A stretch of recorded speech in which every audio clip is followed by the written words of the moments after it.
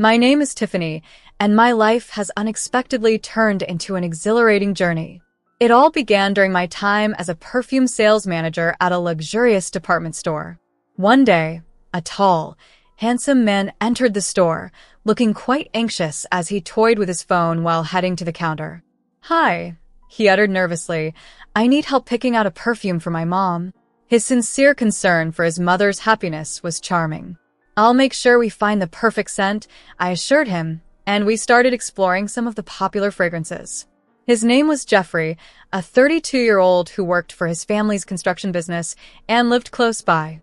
We hit it off quickly, chatting effortlessly. I was drawn to his warm brown eyes and timid smile. After nearly an hour, we chose a sophisticated floral perfume. As I packaged the perfume, Jeffrey hesitated before asking, "Tiffany, would you like to go for coffee sometime?" My heart fluttered. "I'd love to," I replied, managing to keep my voice calm. That coffee date blossomed into dinner and more outings together. Jeffrey was sweet and thoughtful and always made me laugh. We enjoyed similar pastimes like watching movies, hiking, and dining out. Before long, we were a couple, and everything seemed perfect until I met his mother, Sandra. Jeffrey had hinted that his mother was somewhat overbearing, but I was unprepared for her formidable presence.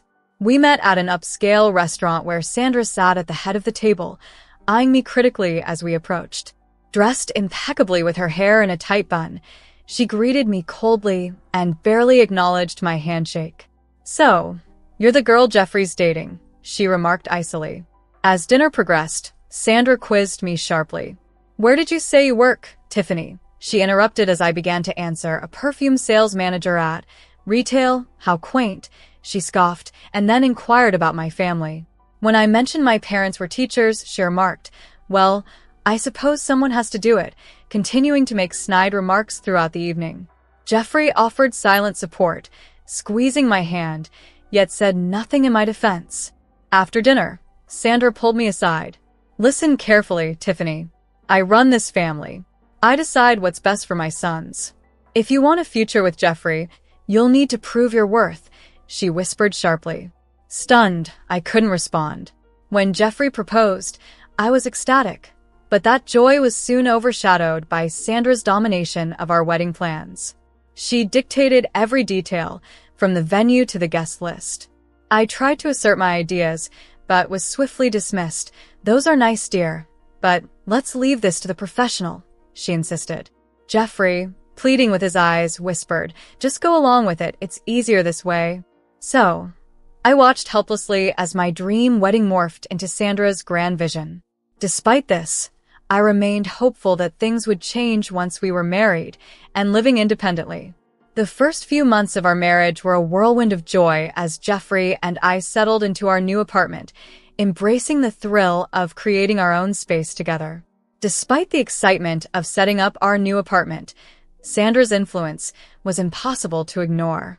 She would often visit unannounced while Jeffrey was at work, ostensibly just to check in. As she critiqued our living room layout, "Oh, dear, is this how you've arranged it? Let me show you a better way." I would clench my teeth and force a smile, trying to see her intrusions as well-intentioned, even though they felt more like encroachments on our privacy. One evening, as Jeffrey and I enjoyed a quiet dinner, my phone broke the tranquility with a call from my boss. He offered me a promotion to senior sales manager, a role I had long aspired to. Thrilled, I shared the news with Jeffrey, who was equally happy for me. The next day, we found ourselves at Sandra's house for dinner. The tension was palpable. As she served what appeared to be a perfect roast, I could barely swallow, the meat tasting like sawdust. "Tiffany," Sandra began, her voice dripping with feigned sweetness, "Jeffrey tells me you've been offered a promotion." "How nice." "Yes, I'm very excited about it," I replied, striving to maintain my composure. Sandra's smile tightened. "Well, dear, I think it's time we discuss your real future. We need someone in sales, and with your experience, you'd be perfect." I took a deep breath. "Sandra, I appreciate the offer, but I'm happy in my current job. I don't want to leave it." The room's temperature seemed to drop. Sandra's eyes narrowed. "I see." "So, you don't consider yourself part of this family then?" Feeling my temper rise, I responded, with all due respect, Sandra, you don't get to decide what's best for my marriage or career. Sandra stood abruptly, her chair scraping the floor. I think you need to reconsider your priorities, young lady. Jeffrey, talk some sense into your wife. With that, she stormed out. I turned to Jeffrey, expecting his support, but instead, he looked conflicted. Tiffany, maybe we should think about this. Mom knows what she's doing. The drive home was silent, heavy with unspoken words and growing resentment. That night, as I lay in bed staring at the ceiling, I realized that my struggle wasn't just with Sandra, it was with the entire family dynamic I had married into. Tension thickened with each passing day. One Sunday, at a family barbecue at Sandra's, I was in the kitchen preparing salads when I overheard Sandra on the patio. It's such a shame, she announced loudly. I remember Brian's ex-wife. She was just as ungrateful as Tiffany. But I showed her the door, kicked her out of this family myself. My cheeks burned. Brian, Jeffrey's older brother, looked uncomfortable. Mom, please, he muttered, but Sandra pressed on. I'm just saying, a woman should know her place. Isn't that right, Frank? Jeffrey's father merely grunted, seldom opposing his wife. I couldn't bear it any longer. Marching out to the patio, salad bowl in hand, I confronted her. Sandra, if you have something to say to me, why don't you say it to my face? The backyard fell silent. Sandra's eyes narrowed. Fine. You want to know what I think? I think you're not good enough for this family. You're stubborn, you're disrespectful, and you're pulling Jeffrey away from his responsibilities. Feeling as though I had been slapped, I retorted, responsibilities? You mean being your puppet? Jeffrey pleaded, Tiffany, please, let's not do this here. I spun around to face him. And you, when are you going to stand up to her? When are you going to be a husband instead of a mama's boy? The moment the words left my mouth, I regretted them. Jeffrey's face crumpled, and Sandra looked triumphant. You see, she crowed, this is who you are. A spiteful, ungrateful girl who doesn't appreciate what she has. Tears welled up in my eyes. Without another word, I dashed into the house, grabbed my purse and keys, and drove away. The weeks following the barbecue incident were tense, as Jeffrey and I barely spoke, tiptoeing around each other in our own home. I immersed myself in work, often staying late at the office just to evade the oppressive quiet of our home. One evening, upon returning, I found Jeffrey waiting for me at the kitchen table, a grave look on his face. We need to talk, he began. Mom called today. She wants us to come over for her birthday dinner next week. My stomach knotted at the thought. Jeffrey, I don't think that's a good idea, I said. Please, he implored. It would mean a lot to me. Maybe it's a chance to start over. Despite my urge to decline, to stop accommodating a woman who had no regard for me, the hopeful look in Jeffrey's eyes gave me pause. Fine, I conceded, but this is the last chance, Jeffrey. I mean it. The evening of Sandra's birthday arrived, and I stood at her door, my smile forced as we entered. Sandra greeted us with her customary superficial warmth. Tiffany, dear, she cooed, air-kissing my cheek. So glad you could make it. I was worried you might be too busy with your little job. I clenched my jaw, reminding myself to keep my composure. The dinner progressed with strained smiles and thinly veiled barbs. Sandra dominated the conversations, her sons and husband merely nodding in agreement. As the evening dragged on, Sandra decided it was time for the cake. Tiffany, be a dear and bring out the cake. And don't forget the candles, she instructed. In the kitchen, I was thankful for a moment's respite. I carefully placed the candles on the cake, counting under my breath to ensure I had the right number. Back in the dining room, I presented the cake to Sandra.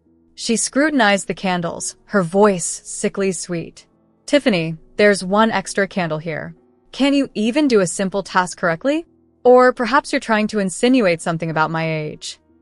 No, of course not, I began, but Sandra cut me off. Enough, she snapped, starting to remove the candles. Since you've ruined the design, you might as well see the mess you've made. Come closer, dear. Hesitantly, I leaned in, only to feel a hand thrust against the back of my head. Before I could react, my face was shoved into the cake. I struggled, gasping for air as frosting clogged my nose and mouth. After what seemed an eternity, Sandra released me. I stood up, coughing and wiping the cake from my eyes. The room fell silent except for Sandra's cruel laughter. Oh dear, looks like someone's made a mess of themselves. Around me, guests awkwardly avoided eye contact, some emitting nervous chuckles. Jeffrey stared at the floor, his face flushed with embarrassment. Without a word, I fled to the bathroom, locking myself in as I scrubbed the cake off my face. I could hear muffled voices outside. A soft knock came at the door. "Tiffany, it's Jeffrey. Are you okay? Do you need help?" I flung the door open, fixing him with a glare. "Help? Now you want to help?" He looked away, unable to meet my gaze. "Mom can be a bit eccentric sometimes," he muttered. "We just need to." "Eccentric?" I hissed. "Jeffrey," she assaulted me, "and you just stood there." Without another word, I pushed past him, grabbed my purse, and headed for the door. I drove home in a daze, my mind reeling from the evening's disaster. The days that followed were a blur of tears, arguments, and sleepless nights. Jeffrey tried to apologize, but his words felt empty. I threw myself even deeper into work, staying late at the office and taking on extra projects, trying to find some solace away from the turmoil at home. Even at work, I couldn't escape Sandra's influence. One afternoon, while I was assisting a customer, I heard a chillingly familiar voice that made my heart sink. "Excuse me, I'd like to speak to a manager," said the voice. I turned to see Sandra standing there, her eyes gleaming maliciously. Oblivious to her identity, my colleague directed her to me. "I'm the senior sales manager. How can I help you?" I asked, my voice steady despite the tension. Sandra's lips twisted into a vindictive smile. "I have a complaint about the perfume I purchased here last week. It smells like cheap chemicals, and when I tried to return it, your staff was incredibly rude to me." I knew her claims were false. Our store maintained rigorous quality control and a generous return policy, but before I could defend our practices, she escalated her tirade. "This is unacceptable. I demand to speak to your superior immediately." Alerted by the commotion, my manager approached. Sandra launched into her fabricated tale, depicting me as an incompetent manager who had personally sold her a defective product and then refused assistance. I tried to interject, to clarify the situation, but my manager silenced me with a gesture. "I'm very sorry for your experience, ma'am. Please come with me to my office. We'll sort this out immediately," he said. As they walked away, Sandra shot a triumphant look over her shoulder. I stood there, humiliated and fuming, as whispers circulated among my colleagues. An hour later, my manager summoned me. His expression was grim. "Tiffany, I've received multiple complaints about your performance recently, and after today's incident, I'm afraid we're going to have to let you go." I was stunned. "What?" "But those complaints, they're not real. It's my mother-in-law. She's trying to—" "Tiffany, please," he interrupted. "I understand you're going through some personal issues, but we can't have them affecting your work like this. I'm sorry, but my decision is final." I left the office in a daze, my personal belongings in a small box. Tears blurred my vision as I drove home. When I arrived, Jeffrey was there, his face filled with concern. "Tiffany, what happened?" "Your mother," I spat, "just cost me my job." I recounted the events of the day, my voice rising with each word. "And you want to know the worst part?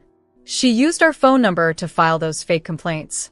"Our phone number, Jeffrey, the one you gave her without asking me?" I locked myself in our bedroom, ignoring his pleas from the other side of the door. As I lay there, staring at the ceiling, I realized I was at a crossroads. I couldn't continue living like this, constantly under attack from Sandra and unsupported by my husband.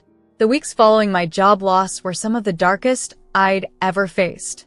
One evening, as I sat at our kitchen table surrounded by job listings and unanswered applications, my phone buzzed. It was a text from an unknown number. "I hear you're looking for work. Maybe it's time to reconsider my offer." Sandra, stunned. I wondered how she had gotten my new number, which I had changed specifically to avoid her. As if on cue, Jeffrey walked in. I held up my phone. "Did you give your mother my new number?" His hesitation said it all. Look, maybe we should consider her offer. It's for us, for our future. Faced with this ultimate betrayal, I knew something had to change. This wasn't just about a job or an annoying relative. It was about my self-respect and our future together, both hanging by a thread. I pushed back my chair abruptly, the sound scraping loudly against the floor. Our future, Jeffrey? There won't be a future if this continues. If things don't change soon, I don't know if I can stay in this marriage. The room fell into a stifling silence. Jeffrey appeared stunned, as if unable to grasp the weight of my words. Finally, he whispered, I'll talk to her, I promise. Just give me some time. I wanted to believe him. I truly did. But I had heard similar promises before. Yet, what other choice did I have? I nodded silently, too disheartened to speak. The next day, I decided to take matters into my own hands. Waiting for Jeffrey to confront his mother was no longer an option. I needed to regain some semblance of independence, to remind myself of my strength. I contacted an old colleague who had recently started her own online perfume business. She was understanding of my situation and offered me a job as an online consultant. The pay wasn't much, but it was something, a lifeline amidst the turmoil.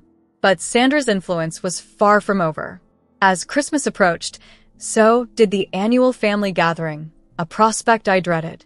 It would be yet another stage for Sandra to belittle and humiliate me. The night before, Jeffrey and I argued again. He urged me to make more of an effort with his mother, to try and see things from her perspective. Her perspectives? I choked out incredulously. Jeffrey, her perspective is that I'm not good enough for this family, that I should quit my job and become her puppet. How am I supposed to empathize with that? He looked away, unable to meet my gaze. She said in her ways, If we could just— No, I interrupted firmly. I'm done trying. If you won't stand up for me, for us, then I'll have to do it myself. As I lay in bed that night, staring at the ceiling, I made a decision. Tomorrow, at the Christmas gathering, I would confront Sandra once and for all. I was tired of being victimized, of letting her dictate my life. Christmas morning arrived with a heavy air of foreboding. We reached Sandra's house to find it bustling with activity. As we entered the living room, I felt Sandra's scrutinizing gaze. The room was already filled with family, Frank, Brian, and various aunts, uncles, and cousins. The afternoon was a blur of forced pleasantries and thinly veiled insults, with Sandra commanding every conversation. She kept steering the topic towards children, glancing at me each time. Finally, during dinner, she addressed me directly with a voice dripping with feigned concern. Tiffany, dear, I couldn't help but notice you're not drinking. Any special reason? Feeling my cheeks warm under the scrutiny, I replied, No, Sandra, I'm just not in the mood for alcohol. Her eyes narrowed. Well, I do hope you're not having difficulties in that area. It's just, well, you're not getting any younger, and with your career struggles, I thought perhaps you'd be focusing on more important matters by now. I stood abruptly, my chair scraping against the floor. More important matters? You mean like being a submissive wife who gives up her dreams to please her mother-in-law? Gasps echoed around the table. Sandra's face twisted with rage. How dare you speak to me like that in my own home? No, Sandra, I shot back, standing my ground. How dare you treat me like this? I am your son's wife, not your punching bag. I've had enough of your manipulation and your cruelty. With those final words, I turned to leave, my resolve as strong as the silence I left behind. I found myself at a turning point as I left Sandra's chaotic Christmas gathering. The incident with the hot tea had been the final straw. In shock and pain, I drove directly to the hospital. The burns were minor, but the emotional scars ran deeper. After the doctors attended to me, I returned to an empty apartment, packed a few essentials, wrote a brief note to Jeffrey about needing some time away, and left. The next day, alone in a nondescript motel room, I reflected on everything while nursing my tender skin. As I mulled over my options, my phone unexpectedly rang. It was Frank, Jeffrey's father, sounding urgent and distressed. Tiffany, can we talk? It's important, he said. Despite my reservations, I agreed, giving him the address of the motel. When Frank arrived, he looked worn and anxious, a stark contrast to the composed man I knew. He wasted no time. "Tiffany, I owe you an explanation about everything, starting with the company. Sandra's manipulations go deeper than you know," he began, his voice shaky. He explained that the business had originally belonged to his parents. When his father fell ill, Sandra deceived him into signing over control, appointing herself as the executive director. I was stunned. "Why haven't you confronted her about this before?" I asked. Tears welled up in Frank's eyes as he admitted his fears and cowardice. He pulled out a folder stuffed with documents, the evidence of Sandra's misdeeds. He spread the papers before me, revealing years of financial discrepancies, exploitation of undocumented workers, and negligent business practices. Sandra had been skirting laws, underpaying her staff, and silencing anyone who dared to challenge her authority. Among the documents was a police report involving Brian's ex-wife, who had nearly exposed Sandra's actions before suffering an accident that left her severely injured. Sandra had coerced Brian into ending his marriage to keep her silent. As I absorbed the information, my resolve hardened. "This is monstrous, Frank. How could she get away with this for so long?" I asked, my voice a mix of anger and disbelief. Frank's breakdown was complete as he confessed his regret for not acting sooner. "I was terrified of her, of what she could do. But I can't let fear dictate my actions anymore, not after seeing what she's done to you." Together, we realized that it was not just my battle to fight, but a family ordeal that needed exposure and resolution. With the evidence in hand and a newfound ally in Frank, I prepared to confront Sandra, not just for myself, but for the sake of everyone she had hurt. Our next steps were uncertain, but our path was clear. It was time to bring Sandra's reign to an end. As I watched Frank break down, overwhelmed by a complex swirl of emotions, I felt a powerful mix of anger at Sandra's cruelty and greed, sympathy for Frank and all the exploited workers, and a growing resolve to end this injustice. Together, we decided to seek legal help and approached Brittany, a respected lawyer known for handling corporate fraud cases. Brittany listened intently to our story, and her concern deepened as we spoke. She agreed to represent us without hesitation. It was a Tuesday afternoon when chaos erupted. My phone was bombarded with notifications, missed calls, text messages, and voicemails, all from Sandra. Bracing myself, I listened to one of the voicemails. Sandra's voice, shrill and furious, echoed through the speaker. "You ungrateful little witch. How dare you turn my husband against me? I'll ruin you for this, do you hear me? I'll destroy you." Her threats were relentless. When I blocked her number, she resorted to using others' phones to continue her tirade. But Sandra didn't stop at phone calls. She launched a full-scale character assassination campaign against me, reaching out to friends, family, and even my former coworkers, spinning a narrative that I had seduced Frank and turned him against her. The deepest cut came when Jeffrey sided with his mother. He confronted me at my new rented apartment, his face contorted with anger and betrayal. "How could you do this to us, to my mother?" he demanded. I attempted to show him the evidence, but he refused to listen. "I don't know who you are anymore," he spat before storming out. Reeling from Jeffrey's rejection, I received an unexpected call from Brian, Jeffrey's older brother. "Tiffany, it's Brian. I heard what's happening, and I want you to know I believe you, and I want to help." His support was a turning point. Brian provided additional evidence of Sandra's misdeeds and agreed to testify in court. He also helped us locate his ex-wife, Emma, whose testimony was crucial. She detailed the incident where Sandra had pushed her down the stairs and the subsequent threats and intimidation she had endured. As the trial date approached, Brittany worked tirelessly. She tracked down several undocumented workers Sandra had exploited. Despite their fear, many agreed to testify, their stories painting a horrifying picture of abuse and exploitation. The trial was intense. Sandra's lawyers fought fiercely, trying to discredit our witnesses and portray Frank and me as conspirators. However, Brittany was exceptional, systematically presenting our evidence and dismantling the defense's arguments. The turning point in the trial came when Brittany presented concrete evidence that Sandra had manipulated Frank's father into signing over the company. The judge listened intently as Brittany argued for the annulment of the will. After what seemed like an eternity, the judge ruled in our favor.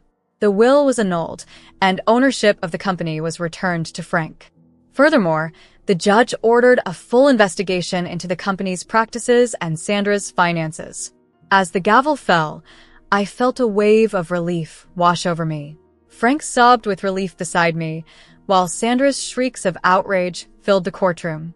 The aftermath of the trial brought sweeping changes. Once Frank regained control of the company, Jeffrey, true to his mother's influence, resigned from his position and ceased all communication with his father, unable to forgive what he perceived as a betrayal of his mother. Meanwhile, Frank found unexpected support in Brian.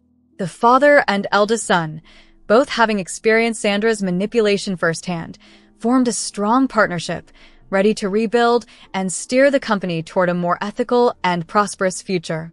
The task of restructuring the company was arduous, but Frank and Brian were determined to operate it ethically and efficiently.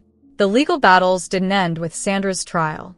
Frank, feeling liberated from Sandra's toxic influence, swiftly filed for divorce, a process expedited by her tarnished reputation. In the divorce settlement, he magnanimously left her the house they had shared for decades, a generous act given all that had transpired. A court-ordered audit of the company's finances unveiled years of creative accounting and tax evasion. The revelations were severe enough that Sandra was slapped with a massive fine and ordered to pay $820,000 in back taxes. The house, her last remaining asset, had to be sold to settle her debts with the tax authorities. Meanwhile, my marriage to Jeffrey crumbled beyond repair. His steadfast loyalty to his mother, despite the overwhelming evidence of her wrongdoings, was something I could neither comprehend nor accept. We filed for divorce, and signing the papers brought me a bittersweet mix of sadness and relief. As I pondered my future, Frank approached me with an unexpected proposition. "Tiffany," he said, his voice tinged with warmth and gratitude, "I know you've been through hell because of our family, but I want you to know that I still consider you family. We're rebuilding the sales department, and I'd like you to be a part of it. What do you say?" Touched by his offer, and after careful consideration, I accepted. Over the following months, I gradually found my footing in the construction business. Leveraging my experience in luxury retail, I mastered the art of selling everything from lumber to specialized tools. My background proved surprisingly valuable in handling high-end clients and custom projects. One day, during a routine shopping trip, I had an unexpected encounter. As I turned down the cereal aisle, I froze. There, just a few feet away, stood Jeffrey and Sandra. They looked worn and haggard, a stark contrast to their once polished appearance. Sandra's voice, shrill and angry, cut through the air. "You weak-willed idiot," she berated Jeffrey. "Can't you do anything right?" "Asked for the bran flakes, not this sugary garbage." Jeffrey, his shoulders slumped, muttered an apology and reached for another box. A pang of pity struck me as I witnessed how their toxic relationship had not only endured but seemed to have worsened. For a moment, I considered approaching them, but watching their dysfunctional interaction, I realized I had nothing to say. Instead, I quietly turned my cart around and left the store, leaving my shopping unfinished. It was a poignant reminder of the life I had left behind and the new path I had chosen, filled with hope and new beginnings.